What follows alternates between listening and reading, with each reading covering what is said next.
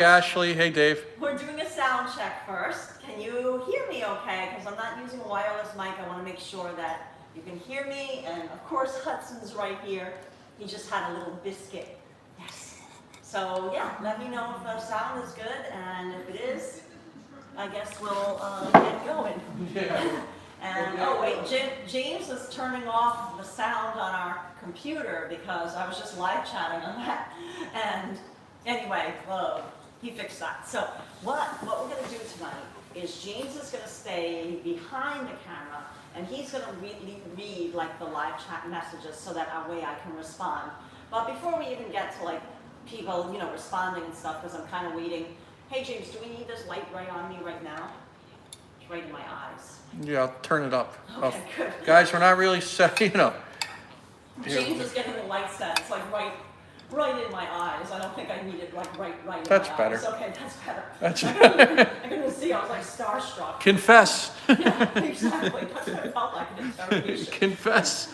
So what we're going to do tonight is we're still in the Miami area and we're going to be headed back to New York in less than a week now. But we've been down here for like well over 2 months now. So we feel like we really got like a sense of the state of small businesses here in Miami, in Fort Lauderdale too. We went to Hollywood. So, and not only like Miami Beach, but we went to like the outlying neighborhoods too, like where, the non-touristy neighborhoods. And I feel like we really got a sense of like the state of small businesses versus New York, because in New York, we were there the entire 2020, like we didn't leave, we were there the whole time from the start of the pandemic, when things started, like, I guess you could say the SH bloop bloop hit the fan in March. We were there the whole time during full lockdown, like when everything was closed except for essential businesses. Restaurants were open, but only for takeaway and delivery, and a lot of the stores were closed. We were there the whole time, and all we did every day, because in all honesty, I'm being, totally candid with you. We're professional architectural photographers and interior photographers. Like starting in March, all our jobs got canceled. Because everything was in lockdown. So we said, okay, well, let's take this opportunity, since we weren't like really working, to ramp up and just start walking around. We weren't live streaming then because, honestly, I don't know why we weren't live streaming then, because we did have, we're a small channel. We just started out like last year. We had over 1,000 subscribers, so technically we could have been live streaming, but I don't know, live streaming just never entered our, I guess because being a photographer, we're used to like controlling everything and like, oh, we want it just so and just perfect.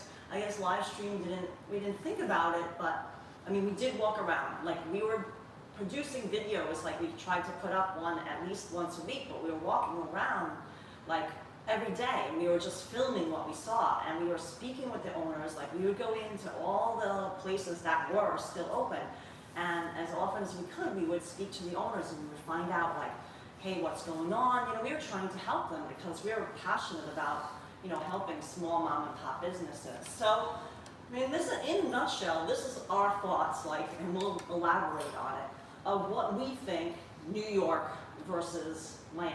And you can see I'm representing I Love New York. I got my corny I Love New York t-shirt. Like, if you're a tourist and you come to New York and you go to Chinatown, or you go like around by I guess the Empire State Building or Times Square and like all the little souvenir shops, this is the shirt you'll find. So I said, oh, we're going to go down to Miami. I have to buy a corny I Love New York shirt. So anyway, we're here in Miami. I'm representing. So this is what our thoughts are. New York versus Miami for the state of small business. Let me just say, a couple people are checking in for the first time. They've come over from Action Kid. Welcome. Oh, yes, welcome, guys. This is a little different video than our walking videos. Exactly. And what we're going to do today, if you're just joining in, is we're going to talk about our collective experience of like what we feel like is the state of small businesses in New York City, because we were there in New York City for the whole length of 2020. We didn't leave. We didn't even leave like once. Like we didn't go anywhere. Like we just, not that we were really quarantining in our apartment because we have a dog, so we had to walk him like at least 3 times a day. We were leaving our apartment, but we just walked and walked and walked and walked. We didn't take the train.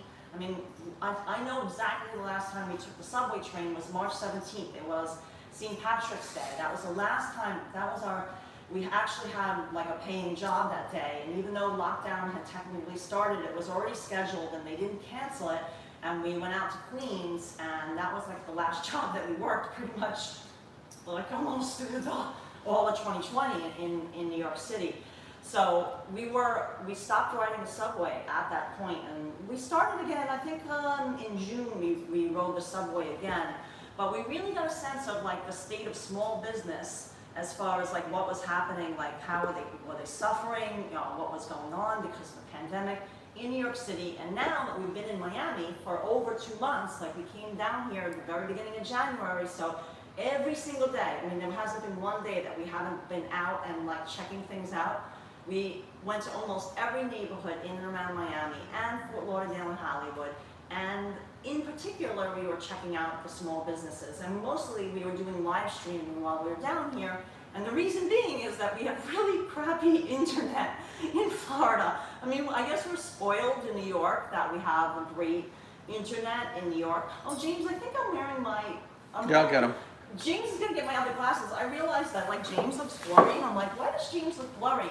And so I have my computer glasses on. I actually have like computer glasses that I have like my prescription so I can see the computer really great. And then I have like my everything glasses. Robert in the chat is going to join in later in the discussion because here's my everything glasses where I can see reading, I can see far, I can see everything. But those are my computer ones. I like to wear those for Richard A. Jacob is going to get involved in the conversation a little bit because he was born and raised in New York and now lived in Florida for many years. Oh, so perfect. he knows kind of both things. Thanks for checking in, Richard. Yeah, just like.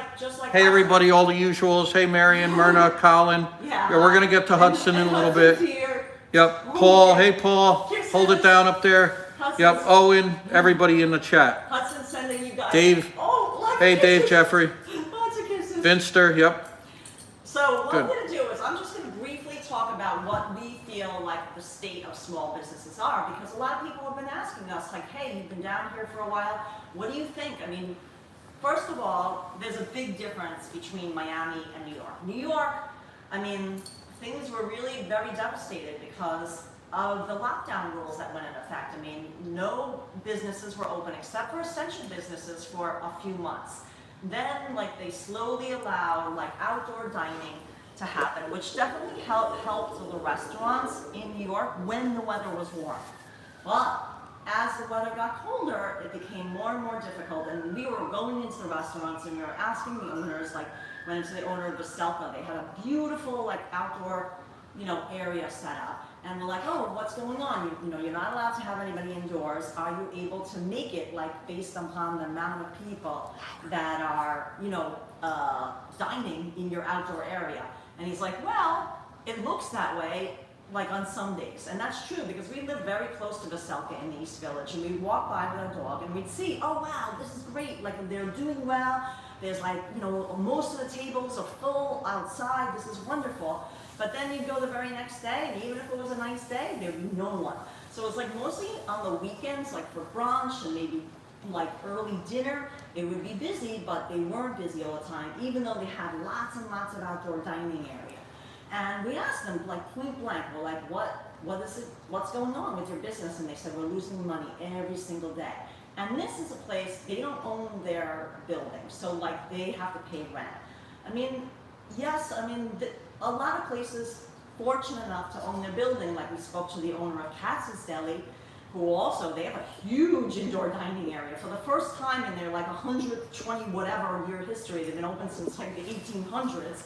You know, what is it, like 1890? Yeah, 98. I forget the date, but they're open so long, they never had outdoor dining. For the first time in their history, they put a few tables outside, but I mean, you know, business was slow. Like during the Jewish holidays, things picked up, but I mean, you know, luckily they own their buildings, so they weren't like worried about being evicted or anything like that. And it's always great to have that security, but that doesn't mean that the business is doing well, because you still have to pay taxes and you know, all that sort of stuff. And the same with Venero's Pasticeria on East 11th Street. You know, they have a huge cafe, and they would make a lot of money with people coming in. Like, they would eat at the restaurants at night, and then their cafe was open till like midnight, 1 a.m. And they would have a lot of people that would come inside and get dessert and sit and have an espresso and get some cannoli or cheesecake. But when indoor dining stopped, they lost all that, and they were able to build a little outdoor dining area, but it was never really that busy. I mean, you know, they were suffering. So, but they own the building too. So there's one thing to be said for like the state of small businesses. How are they doing in New York? Not, in our opinion, not well. I mean, yes, they did open up indoor dining now at 35%, and I think that might be helpful, but that's not enough for them to pay the rent. I mean, especially the places that don't own their building. So I think they're limping along at this point. We're going to be back in New York in a little bit more than a week. We'll see on the state of things, and we'll certainly live stream again. But that's our opinion. Things are not doing well for a lot of small businesses. I mean, some are able to adjust, not all. I can't like say it's broadly. Some of them are able to adjust and do really well. Like they said, they had these online things, and they had, you know, a lot of social media presence. And I mean, certainly we tried to help. We put it up on our Instagram because we have an @JamesandKarla Instagram. So we were trying to drive support for the places that we knew were struggling. But a place like Sarita's Mac and Cheese, they converted to like, they have, you know, no indoor dining at all. Even when they were allowed indoor dining, they kept it outdoors. But she really was very smart, and she just amped up her production of doing takeaway and delivery. But she was able to do that because she already had it in place like before the pandemic. I think the people that, as far as restaurants that suffered, were the ones that really didn't like shine as far as doing takeaway and delivery before. I think it was harder for them to transition. So I think some people were able to transition well, others weren't. I mean, outdoor dining helped, but I mean, it's not the stable, especially during the winter months. I mean, I know that they had heated tents and everything like that, and we felt them, like we went underneath, and I'm like, oh, you know, I mean, the heat helps, but still, like people were wearing like their mittens and their gloves, and they're like trying to eat before their food got really cold. Didn't look like fun. It didn't look like fun. We ate some pizza outside. That was the extent of us eating Yeah, outside. but he built a nice shed with heat. And Right, some of them were more enclosed. East Village Pizza we're talking about. Right, we did an East Village Pizza, and it was, you know, it wasn't doable, yeah, but I mean, we had our winter coat on. I mean, I had a really heavy winter coat and a scarf while I was eating. It's not your ideal situation. So I think things will improve in New York now that the weather is getting warmer, and it certainly will help the outdoor dining situation. I mean, there's indoor limited capacity. But as when we came down to Miami, totally different story. Because first of all, Miami was open for many months. Like, yeah, they had an initial shutdown too, but the governor opened up Miami way sooner than obviously Cuomo and New York did. Couple people in the chat, Richard A. Jacob and Mike R. are saying that New York, a lot of it seems political. Yes, sadly, I feel like almost like at the expense of small businesses, like these decisions that were made. I mean, this is just my personal, and James too. It's like we have the same opinion on this, and Hudson too. Of course, he's our third opinion. I mean, I feel like some of the decisions weren't really made for like the health of the city and the health of the residents. That it was more like just, I don't really know, like almost to kill small businesses because. I mean, even with outdoor dining, when they allowed outdoor dining, they said, okay, you can build these structures and they have to be such and such height and such width. And then a friend of ours, he went and built it, and he spent like $3,000 building all the little structure. And then a week later, an inspector came and said, no, we've changed the rules. Now it has to be 16 inches thick, and it has to have sandbags, and it has to do this. So he had to take it all down, and he had to build it again. And right. And he was suffering as it is. Yeah, the restaurant owners are asking for guidance. Right. Like Patsy's. There was no guidance. I mean, it was mayhem. And they would change the rules left and right. I mean, our poor B&H Dairy, they built this outside structure, and they have a very small sidewalk area. That's another thing about the outdoor dining.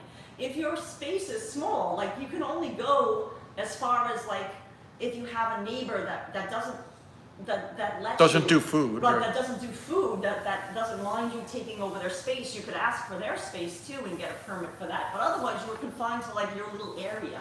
So, I mean, in the case of like John's 12th Street, they had like 4 tables because that's all they had, and Right. nobody was willing. And then they had their city bikes nearby and all this stuff, so they couldn't go bigger. So I mean, outdoor dining, I mean, how much does it help if you only have 4 tables? But they kept on changing the rules and changing the rules. B&H built this big structure, and then they said, no, no, no, you have to take it down, it's not thick enough, it's not this, it's not that. And then they built another one, and then they said it's too close to a tree, Yeah. and then they had to take that one down. I mean, they had to do it like over 3 times, and this is somebody that got robbed during the pandemic and everything else. I mean, the poor people, and then a big fire happened across the street, and they had to close down because the fire department said it's unsafe, even though they were like directly across the street, and the fire really had nothing to do with them whatsoever, but they made them close. I mean, they had the worst luck this year. So all these little poor places, I mean, a lot of them started GoFundMes, like that helped, but I mean, it only helps for so long. So it's a mess. It's a total mess in New York. Yeah, Esther in the chat, Esther Mulder seems to agree with us. The tents make no sense. Right. Well, I mean, the weather is just really against them. Thanks for Joshua, I want to mention. Joshua, Gabriel, and Walking Chanley are holding it down, moderating. So is Stephanie. Oh, good. So Yeah, we got a lot of I'll chats open coming up in. A lot more for like talking. Yeah, It'll I'm going look to try not to interrupt. That's why it's a little different. So I'm going to try to. Right, so I'm just trying to give you our state of like what we think, and then we'll just, chat about it. So as soon as we got down to Miami, like we just said, let's start going out and just documenting what's going on here. Like what's the state of small business, and not just restaurants, like small stores. Like we went into vinyl record stores, we went in even to like a Botanica. I mean, like we did it all. We went. Yeah, like, Voodoo. Yeah, Voodoo. I mean, we went everywhere, and we spoke with everyone. And this is our honest opinion. The richer restaurants in the richer neighborhoods, the more like tourist-driven neighborhoods, like say South Beach, seem to be doing really, really well. I mean, South Beach, they were very, very smart. They opened up Ocean Drive, almost the whole length of Ocean Drive, and they made it pedestrian only. So they made no cars. So all the restaurants that were along Ocean Drive could open now up. Not only did they already probably have existing outdoor dining, because outdoor dining in Miami has always been, It's always most been there. restaurants had it anyway. So they had like a plan. Right, so they already had like people that were used to serving outside, because that's a big adjustment too, like in New York. If you weren't used to like leaving the restaurant to go outside, like, you have to bring a lot of stuff with you, like, Yeah. juggle a lot of things that you'd have a serving station, like, in a restaurant inside, and like you'd have all your supplies. Now you don't have that outside because there wasn't room for like a little serving area. So you'd have to, be hauling everything. I mean, it must have been a big adjustment for the servers, I'm sure. But I mean, that was a lot in place already, like say in South Beach. And from what we saw, South Beach was crowded. I mean, the restaurants were doing really, really, really, really well. I mean, there was indoor dining too. Everywhere was indoor dining. And the shops were fully open. You just had to wear a mask.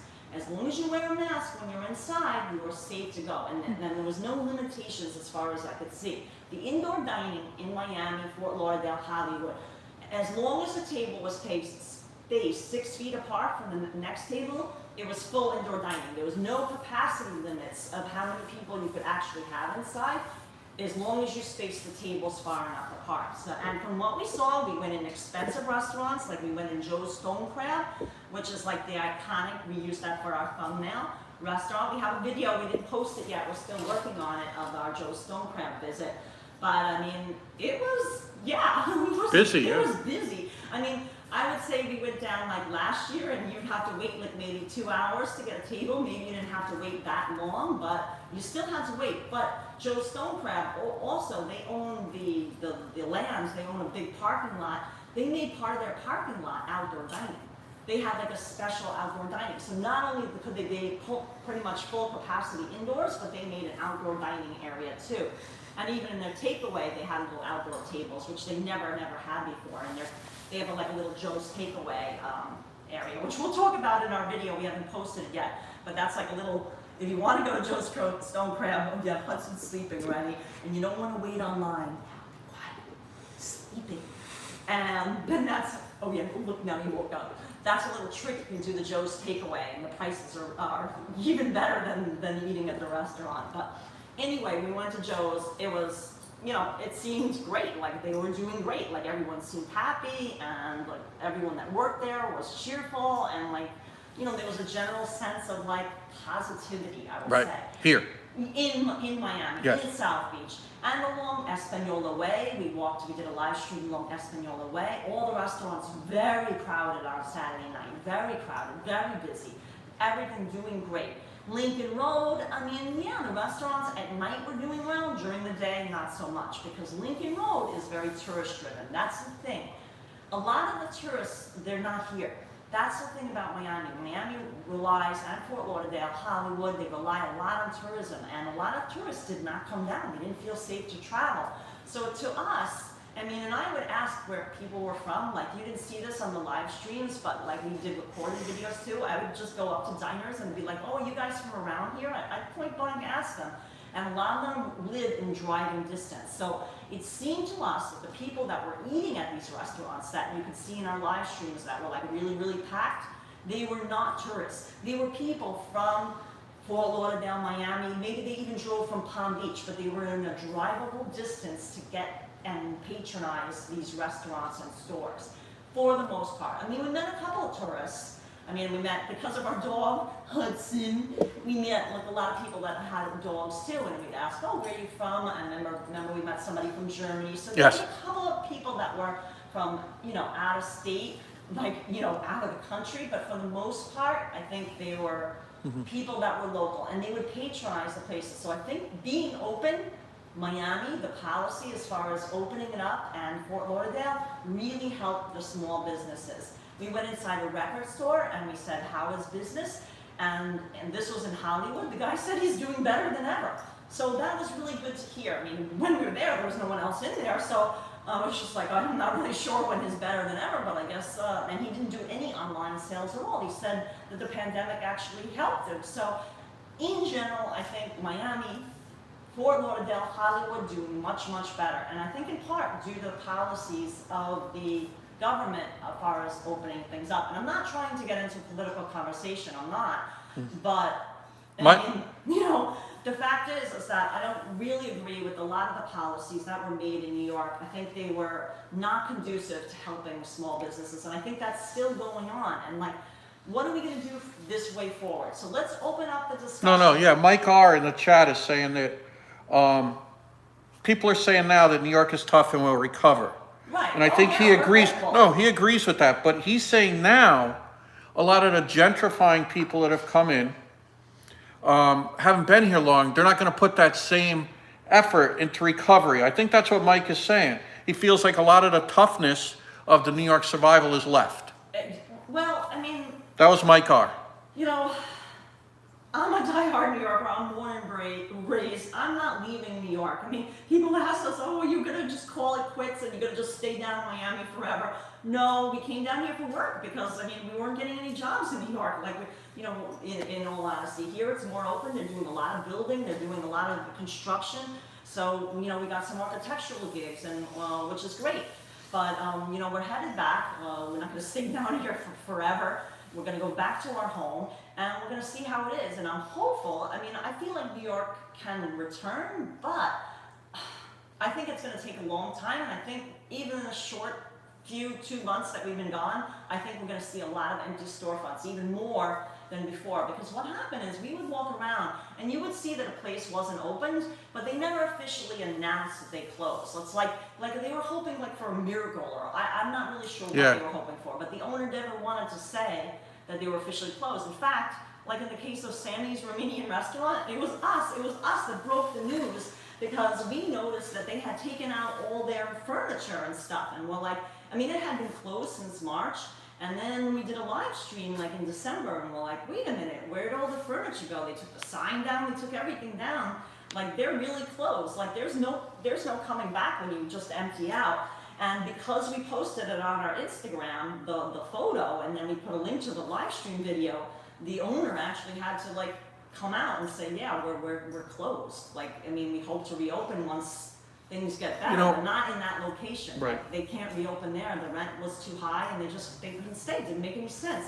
That restaurant in particular never had outdoor dining. It's a very, if you've never been to Sammy's, like, I mean, it's hard to describe the atmosphere, but it's like a party atmosphere, and you sit very close to one another. It's like, almost like you're having a party with It's the experience. whatever they're celebrating next to you, you become part of that celebration. So like, it didn't make sense, like, indoor dining, limited capacity isn't going to work for Sammy's. They have to wait until it's like fully reopen again before they can ever even think of reopening. Right. And there's a lot of places like that.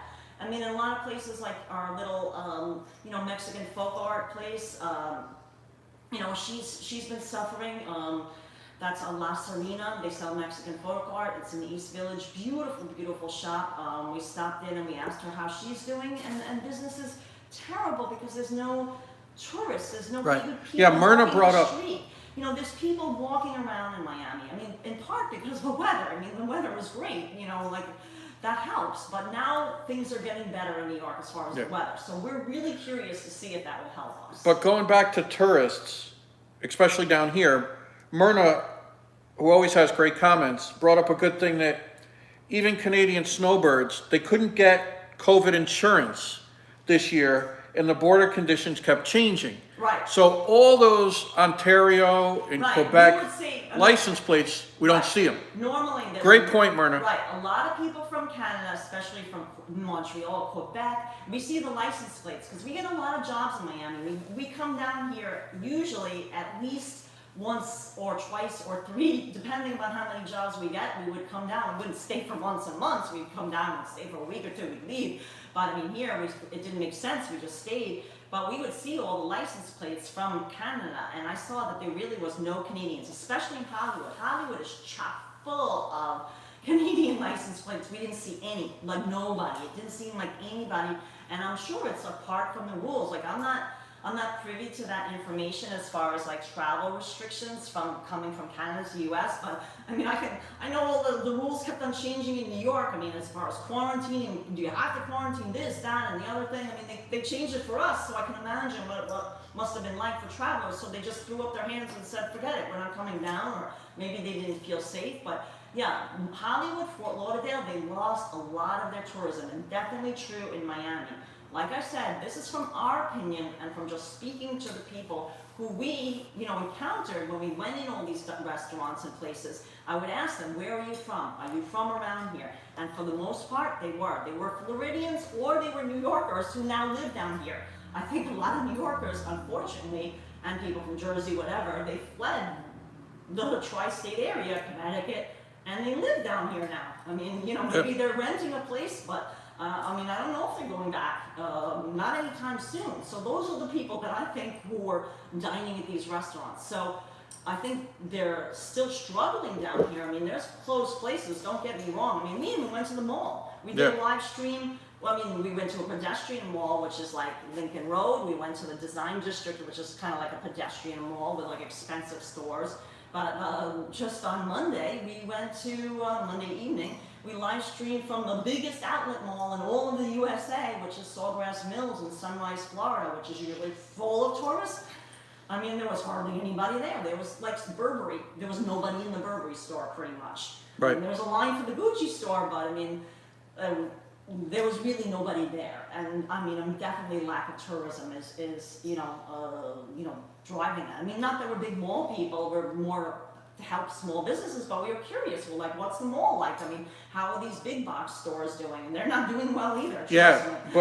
but Steve, who's always in the chat, made a great point that during all the time, in Annie P set up in Canada, it's the same thing. During all the time that the little stores Right. are having to open, close. No Right. one knows, they're not getting any direction, no Mixed feedback. messages.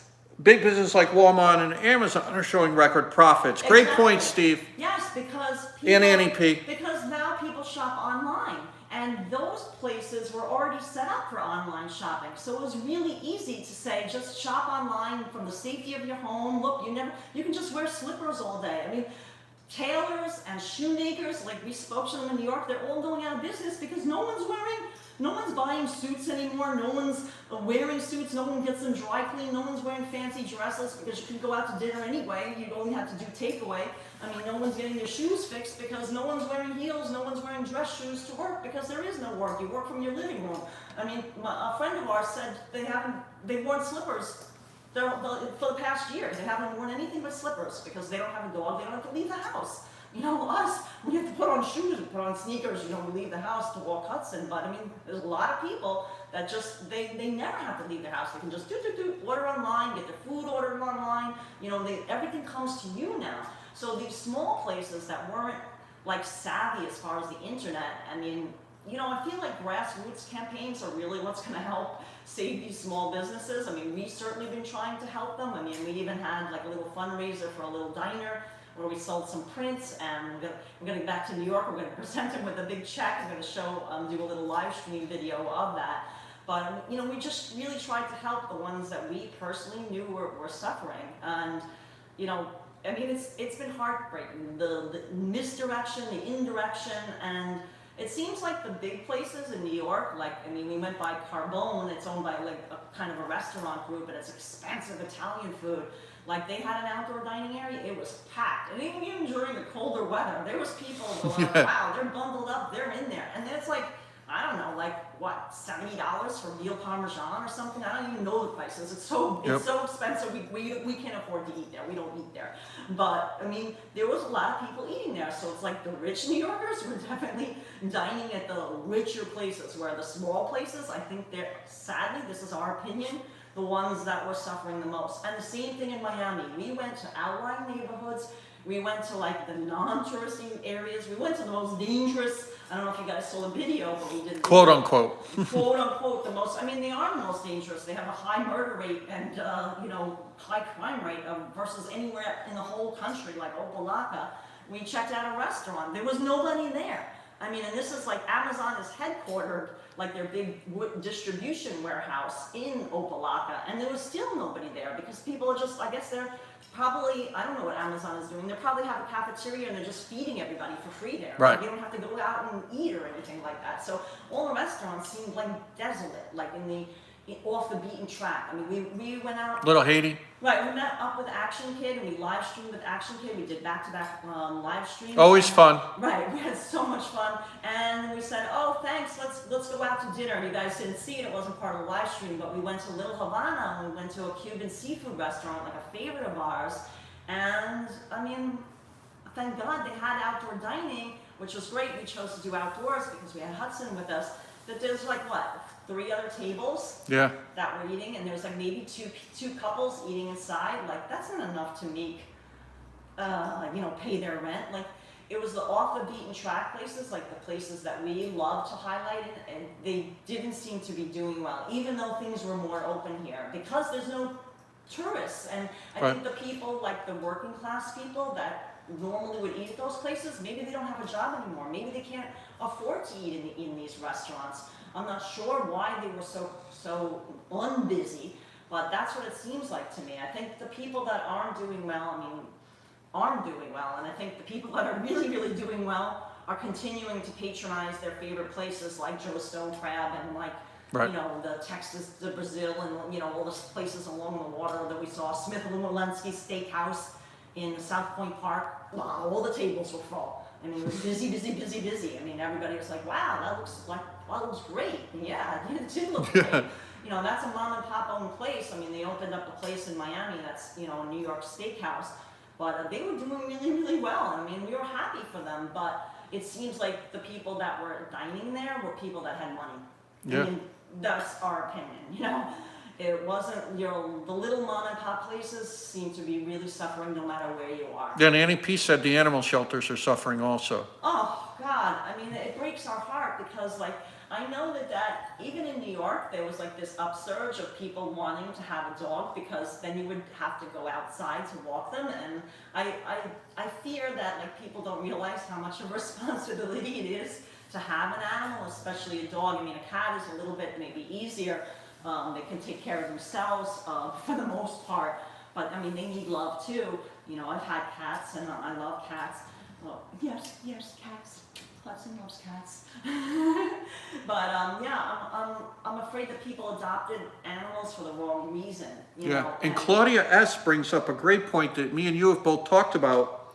Claudia S. says that just think of the cost when they had to throw all their food and stock away, these restaurants, and now they have no idea what to order, the tremendous waste there. We said that. How do you predict? Yeah, that's the thing. I mean, like, if you're gonna serve fresh seafood, say like that's your speciality at your restaurant, or you can make fresh pasta, like you have to make it that day. You don't make pasta like days before. And then microwave you it. make it that day, and like then nobody's there. You have to throw it away because it's not gonna taste the same the next day. And then Venero's Pastisseria, I can tell you what that owner did, because we went in there all the time. We live only a few blocks from there. He started making only a limited menu because people weren't going in. So he's like, I can't have everything, because he has like a huge selection. But then like later on, as things like got a little bit more better, like as the weather got better, he, you know, expanded his menu, and then he just made his whole menu. But I mean, he got a lot of help through us with social media and other people as well. So, what's wrong, Hudson? Oh, you want a little treat? All right, treat time for Hudson. But Richard's asking us, where do we plan on retiring? Here, up there, the quality of life issues. Same with Moni Love. Yeah, I mean, kind of we're agreeing. long-term. Josh Gabriel's left for New York for Newark. Yeah. Says it's quiet and beautiful.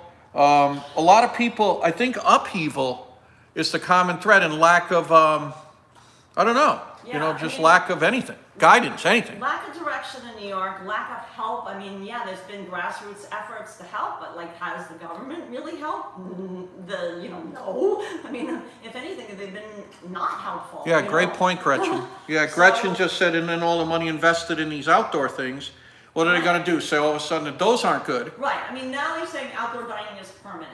But- like that's it. We're outdoor dining now in New York forever. I mean, great. But I don't know how that's the solution. I mean, Right. outdoor dining in the winter just doesn't work.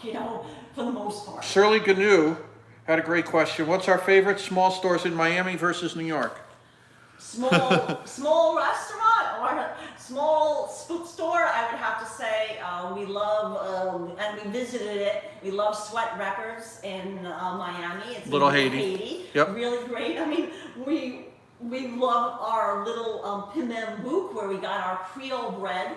Yep. Big loaf for $1.75. So I guess that has to be a definite favorite. And also our ice cream. Our special soursop, which is like tropical fruit, right? from Haiti, and they had an ice cream, and we got this huge. I mean, it was like a pint container, Right. $5. Right. So I think those were the highlights of our trip of food that we got. Plus, shout out to La Camanera, which is our favorite Cuban seafood place. On It's Flagler, family owned by the Garcia brothers on West Flagler Street in Little Havana. People go to Little Havana, they go to Cali Ocho, which is the southwest 8th Street, but they forget about Flagler, which is like, it parallels that street. And so that's like a little hidden gem. That's where we took Action Kid. Yeah. Lexi, we are going to live stream when we get back home, of course, New York. Yes. Yeah, it's going to be even more than we were doing before we left. Right. I mean, we love the live streaming. I mean, now that we kind of got the hang of it, I mean, yeah, there was a lot of learning curve. I'm giving Hudson another little treat. We've got the little hearts here. Now that we've gotten kind of like the gist of live streaming, Action Kid helped us too. There's a lot of things we didn't learn. Like, We're still learning. Yes, little tricks like we stream from our iPhone 11, and we had a case because like I'm always dropping the phone, so I have a hard case like to protect the iPhone so I don't shatter it. But Action Kid said, you know what? When you're live streaming, take it out of the case to put it in the gimbal. The gimbal will work a lot better, because we had these things where like we didn't understand why the gimbal would just like rotate, and we're like, why is it doing that? Right. It was the weight of the case that was in it. So these little things like you would never learn except maybe trial and error. Or Every live streamer we've met has given us more. Right. They give you tips. And Thanks, Deb Bailey, for the 2 pounds. Oh, thank you so much. Yep. So yeah, these little tricks of the trade. Oh. And yeah, thanks for the 2 pounds. Like, it really helps us. Like the channel donations, we've been bought better equipment. We just purchased, because of our Patreon supporters, also an external battery. So now we can live stream when we're back in New York. We can do like 4-hour walks, 5-hour walks. I mean, Right. because our battery would die on our iPhone 11 like after maybe like 2.5 hours. I think was the longest we ever, like got it to go for. So now we bought an external battery, Thing, whatever, yeah. thing. So we're not running. Right, so now we can just exhaust ourselves and walk, because we love walking. I mean, we're going to be driving back up, but then we're renting a car, we just returning the car and then we walk everywhere. Right. And then, I mean, of course, we want to visit the Bronx and we want to visit like outlying parts of Queens, and those are the ones. Hudson. No Needles is getting hungry. He's We upstaging, can't- yeah. We can't bring Hudson with us when we do those. So those are the only times we won't be walking. We'll take the train, but yeah, it'll be a lot of fun. We'll definitely be doing a lot of live streaming as well. Right. Richard A. Jacobs again in the chat said that a lot of waitresses and waiters in New York have left and had to get new jobs, whether it be in a warehouse or somewhere. Yeah, because. And then he's like, when everything reopens, that's going to be a big staffing problem. And that's a great Sure. point. I mean, that's. Yeah, I mean, it's a big problem. And plus, like, is a restaurant. Hudson, what are you trying to nibble like? Oh, Mike R. Great problem too. Yeah, Great point, Mike R. Like you said, how many people are really going to come back? So when a restaurant, even they say in New York, we can open at full capacity, are they going to have all their staffers that they used to have? I don't know. I don't even know if they can afford it, because some of them owe so much back rent. Like, think about it. I mean, a lot of them haven't been paying rent for months, because right now there's like a moratorium. They can't kick you out if you haven't paid rent. But I mean, eventually you'll have to pay rent. He's being really. Oh, let me get on this ball. What do you want? Oh, you want your new ball? Yeah. Oh, from our channel supporter. Yes, Hudson would like, he's bored. He's getting nibbly. He would like his new ball. Oh, look at that. Hudson's favorite toy. Wait, no, everyone Yeah, I wants know. to see it. He took it from Oh, he me. took it. Yeah, Jim, we'll show it at the end. Huds, wait, come here for your treat. Yeah, Annie P. He's a big. give He's him a really treat. attached to Carla. Give him a treat. Get the ball from him. Yeah, here's the Okay, ball. here we go. I Huds, got the ball. Huds. Come on. Up. Okay. There's his All right, ball. sorry, guys. Okay, Yeah, now there he's he gonna go goes. back with his ball. So Yeah. now he's happy.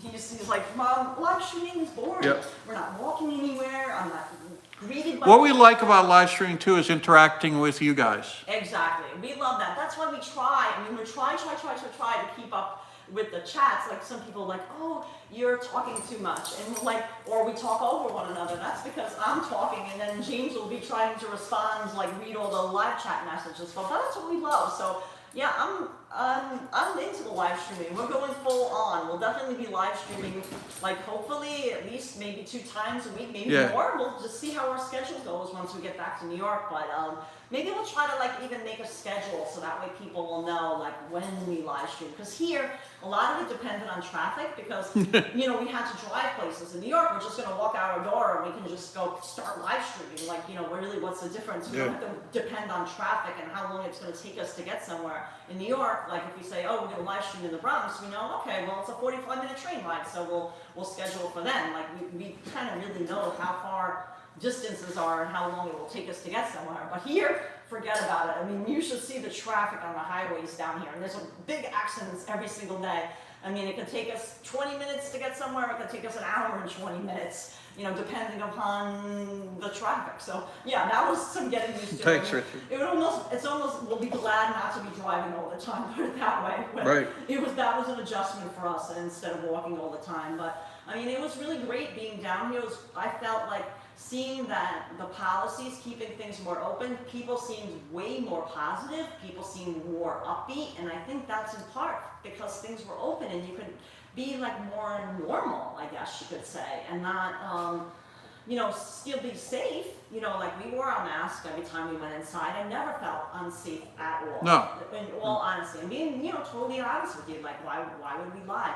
I mean, we didn't get sick. I mean, we were fine. Everything was great. We were smart. We, socially distanced and stuff like that. But yeah, it was fine. It wasn't a problem being open you can be open and be safe, is what I'm trying Right. to say. So I think Yeah, Jack Rabb is saying he has 2 family members working full-time at restaurants in the East Village, and they're really lucky. You know, Yeah. it's just, people are lucky right now to be Right. working, and everyone checking in, saying hi for, Diane Baker saying hi from Montreal, Joseph, Vada from Cleveland saying hi, a lot of people in the chat. And now we have to touch on, getting back to that other question, what's our favorite in New York to visit? oh, favorite. I mean, And we're gonna be back, guys, in about we'll little over a figure that week. Yeah, we have some gosh, I mean, surprises on the way up. we have so many favorites, but for Italian pastries, Veneros. I mean, it's like Yeah, know, I mean, we live only a couple Hey of Robert, blocks if you're away. watching, It's hard to keep us away from Veneros. I mean, thank God. I mean, I can't even imagine working there. I would be eating cheesecake and Yep. cannolis every oh, single Jack day. just mentioned, and we know this, Jack Rabb. He said sometimes the announcement of the live streams come too close to when the live stream is. Yeah, That's that's we the know problem. that, Jack. Good point. In Miami, it was difficult because we really honestly wouldn't know how long it would take us to get someplace. Because what would happen is we would have a job, like we were hired, to do our architectural photography. Usually in the morning, we would try to schedule the job in the morning, but sometimes it would take longer than we anticipated.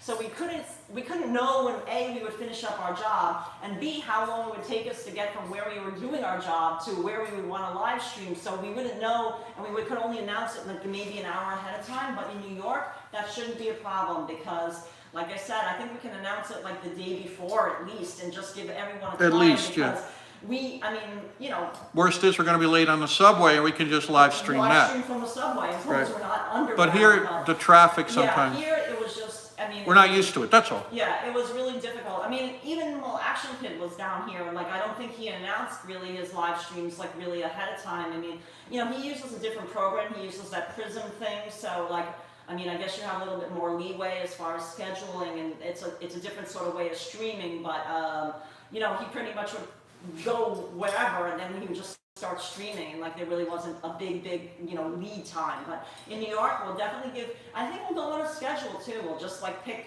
okay, maybe on Wednesday evening, Saturday evening, whatever it is, we'll tell you guys, so that way you can join.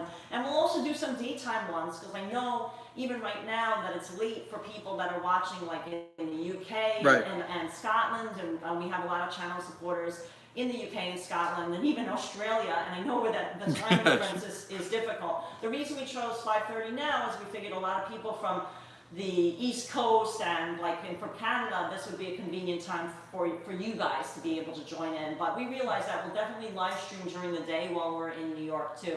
Similar to what we did here, but I mean here it was kind of like helter-skelter, depending on our work schedule and getting someplace and the weather and everything. I mean, it was crazy. It would be raining on one side of the street and then sunny on the other side of the street. In New York, whatever. I mean, we're so used to crappy weather and always having an umbrella, so it's fine. Bonnie Bodine said, back to New York, no more buffering. Yeah, the service down here. That's a great point, Bonnie. But just before we get into that, Paul said that the furlough scheme is extended in the UK, which has been a huge help. So yeah, we do have a lot of people watching in the UK. They've been on a serious lockdown, so but the government has been helping them.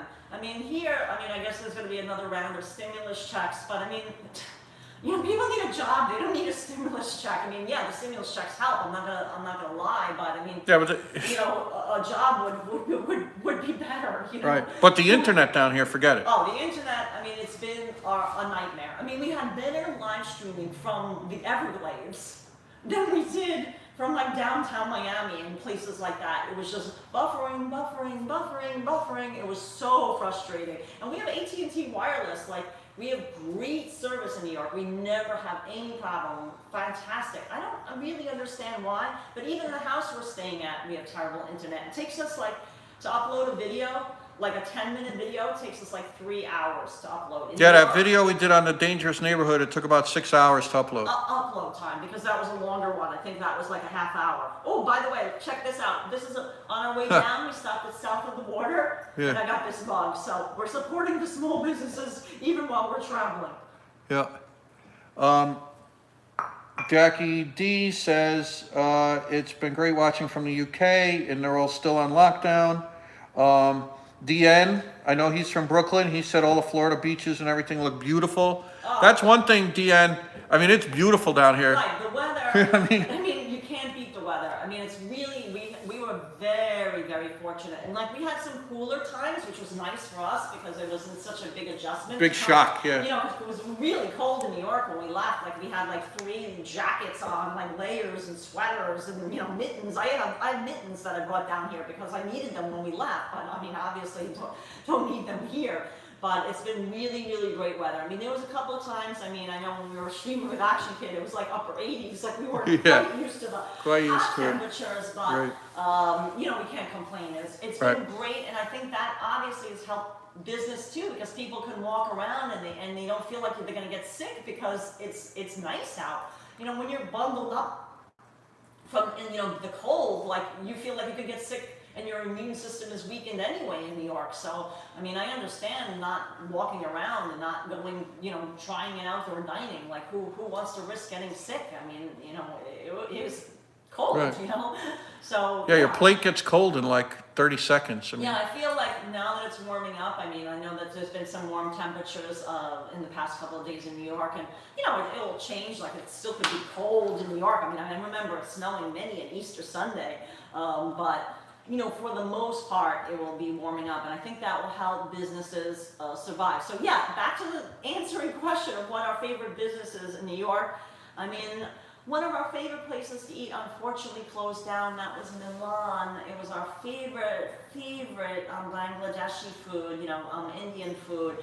But we're going to visit their space got taken over by a neighboring restaurant, Pana 2, and we will definitely do a video from there and help support them because they were struggling. They didn't have any outdoor dining because it's an upstairs restaurant, so you have to actually go upstairs of this tenement building in the East Village to eat there. It's this tiny little hole-in-the-wall restaurant, and it's really good food, and it's really inexpensive, and we'll go and support them.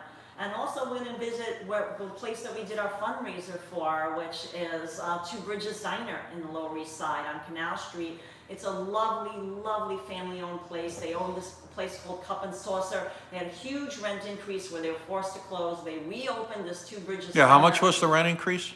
Oh, like triple. They tripled their rent, you know, from like 7,000 to like 21,000. I mean, I forget the exact numbers, but if you go to our Instagram page, you can see the photo, and I put the exact. It was a ridiculous amount, you know, whatever it was. Maybe it was 15,800. I think they raised their rent too, but whatever it is, it was such a big increase. He couldn't afford to stay, and then he ended up reopening like next door to where he originally was, and you know, obviously changed the name of the diner. But he's been struggling because he hasn't really had outdoor dining space. You know, he's too small a place. And then with the schools closed, he used to get a lot of business from the kids that would come and dine during lunchtime. And he doesn't get that anymore. So, you know, we did a little fundraising for him, but we sold prints and we did the proceeds to help him. So we have a big fat check to give him. We'll be giving that to him when we get back to New York, I'm sure. Yeah, Tova's asking, is New York City giving unemployment money to people? I mean, yeah, you could get unemployment benefits. I mean, we're self-employed, like we work, like, you know, like on per diems or, you know, like, you know, we get 1099, so it's a little different, the tax, you know, the way it works for us, so we didn't get any unemployment checks. No.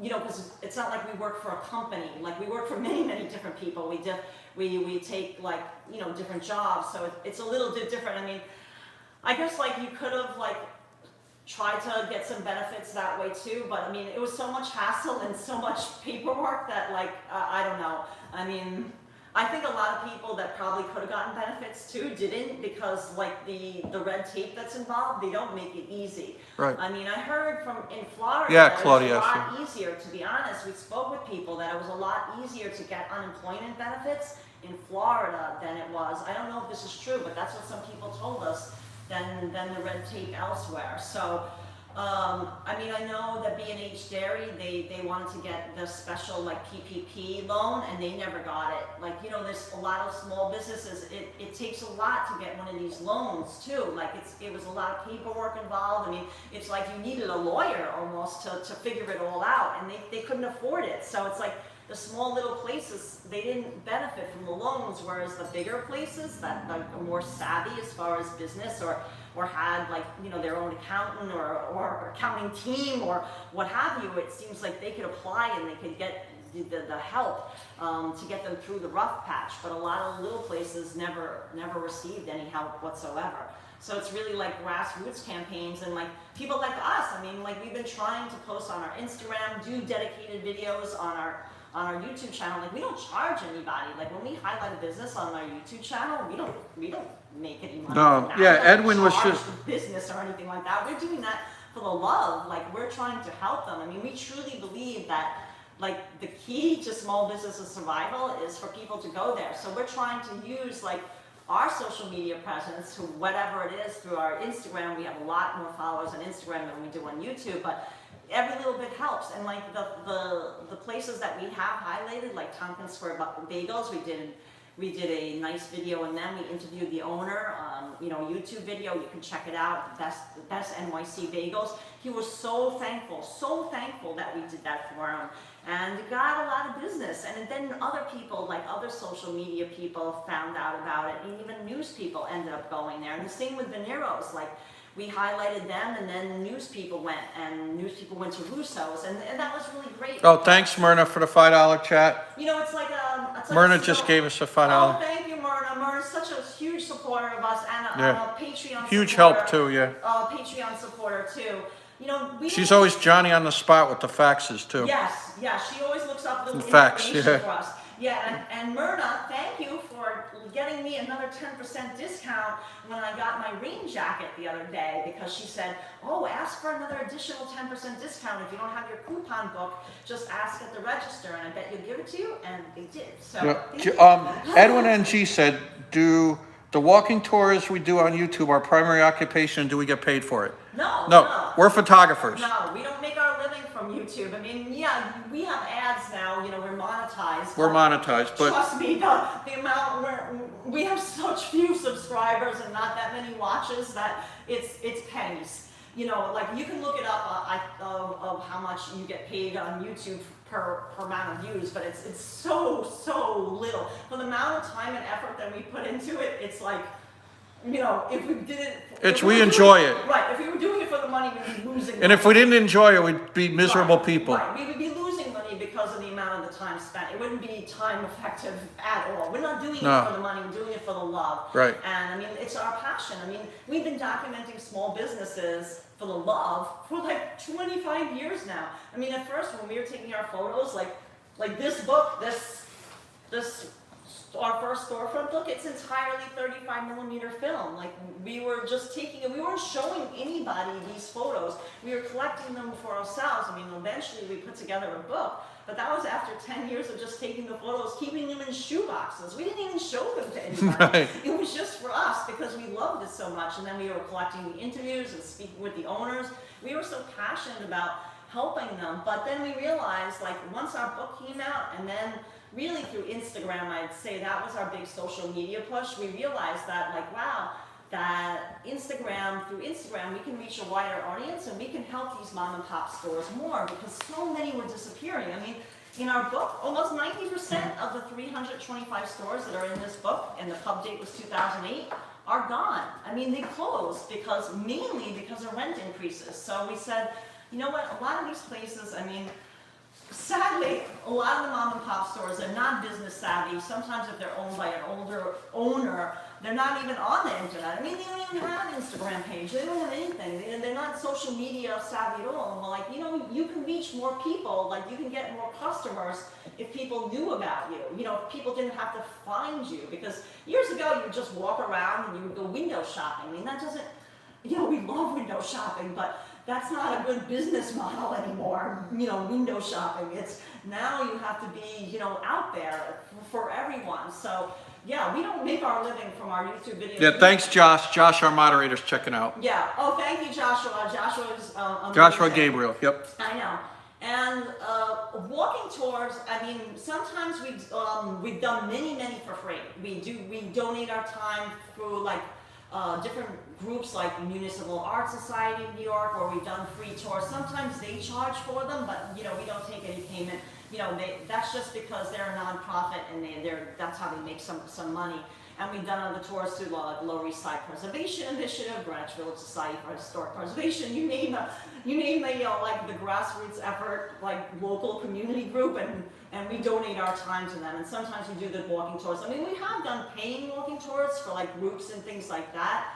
But that's different. I mean, we haven't done that in a long time, to be perfectly honest. Right. And sometimes people ask us, oh, I have we did one from a local temple, said, oh, we have a lot of our congregation, they want to look around New York, they were from Westchester, they're like, we love your book, and would you lead a walking tour? And, you know, we'll pay you for your time, because they didn't want us to just Right. take them for free. And we said, okay, no, that's fair. I mean, you know, we're taking like 3 hours of our time, and they would pay us for our time, but otherwise it's really just done for the love of it. Yeah, Surly Gnu asks, would we ever do Philadelphia? But the question I'm thinking when he asks that is, we would love to do more traveling, but we were shocked at the prices. Say, like, we originally meant to go to Key West, Right.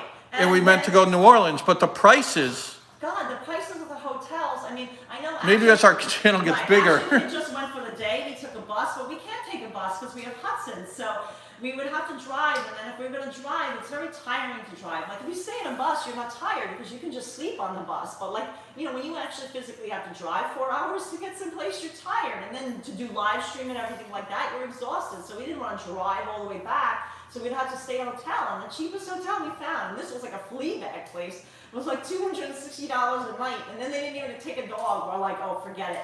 Like, ones that were taking dogs were like $600 a night, and we're like, oh my God, no, that's just like, you know, it was just way ridiculous. But Right. this is what we're gonna do. I'll give you a sneak little, you know, because you're joining our live stream. We are renting a car to drive up to New York, and we're gonna stop and we're gonna visit. And we've never been to this city before, and we got invited by one of our Instagram followers. It'll be a surprise. Oh, well, okay, but it will be in North Carolina. That will reveal. Where in North Carolina, we won't tell you yet. We'll tell you soon and reveal. But we're gonna stay there for 2 nights. So we'll be able. I mean, the first night we'll be like probably exhausted from driving to get up there from Florida. But then we'll give ourselves a day to look around, and that will be fun because we've never been to this particular city before, and there's a lot of mom and pop places, so we're extra excited to check it out and help support them. Yeah, so. Yeah, so I mean, I think it's been really great. I mean, I hope people got a lot of information, and come on, Hudson, come with your ball, show your ball. Oh God. Come on up. Everybody wants to see you and your ball. Yeah. Hudson. There. Come on. Come on. I got your treat, your ball. There he is. Oh no, he wants to play. Yeah, he's just like, I want to play with my ball. I don't want to sit with you guys anymore. He loves his ball. That one of our generous channel supporters sent, like, he gave us a donation, and he's like, I want to send you guys a ball for Hudson, because he heard during our live stream that Hudson's favorite toy is a ball, and he loves it. He absolutely loves it. So. Yeah, and thanks for the donations tonight, guys. Yeah, and it goes right back. We're going to support mom and pop businesses on our drive up, and you know, we'll be here for a few more days. So I'm not sure. We'll probably do another live stream, maybe you know, Friday or Saturday night. Like, we'll see how our schedule and the weather goes. It's been raining a lot lately. Where we are, yeah. So You saw it Saturday night. yeah, it did rain. It rained a really heavy Saturday night. That's why we said, okay, we'll just go to Everglades and we'll be covered up and try to stay dry, but we ended up seeing alligators and roseate spoonbill bird, and that was kind of cool to see the wildlife. But yeah, we have a lot of plans, and we'd love to know your suggestions too. People are, Bonnie Bodine suggesting a camper. Someone else said an Airstream. Yeah, we looked into that, and we're not, I mean, I think. Thanks, Annie P. I think we'll definitely do that. We'll plan that for like maybe a future thing where we can get more time and kind of look into the prices. But we kind of have to get used to driving. Like, we're not big drivers. Like in New York, we don't drive anywhere. So like driving one of those big campers, we'll have to be ready for it. Is what I'm trying to say. Like, we'll have to get adjusted to it. Like the height of it. Like, you know, making sure that we don't drive you know, in a gas station and like take Yeah. the whole top off or something silly like that. You know, these are things like, you know, for somebody that does RVing, maybe that's like, you know, second nature, but for us, we're totally not used to that. I mean, I've never even driven an SUV. I've never been in anything higher. Okay. You know, I've ridden in an SUV, but I've never driven an SUV. So I'm used to a car that's low. So yeah, we'll look into that. Hey, Sophia. Hey, Owen. Yeah, that would be fun to do that experience. But this time I'm going to drive up or just renting like a smaller car, you know, something where gas won't cost us a fortune and stuff like that. But yeah, it'll be extra good. And thanks so much, guys. Batmobile, Paul said. Yeah, I hope you like, you know, just got a general state of like what we feel like small businesses. I mean, we're hopeful that things will come back in New York, and you know, we'll see. We'll be there in a little bit more than a week, and we'll see for ourselves. But thanks so much for joining, guys. We really appreciate the support, and we'll definitely try to announce our next live stream ahead of time so that way you can join in. So, All right, thanks, guys. Bye.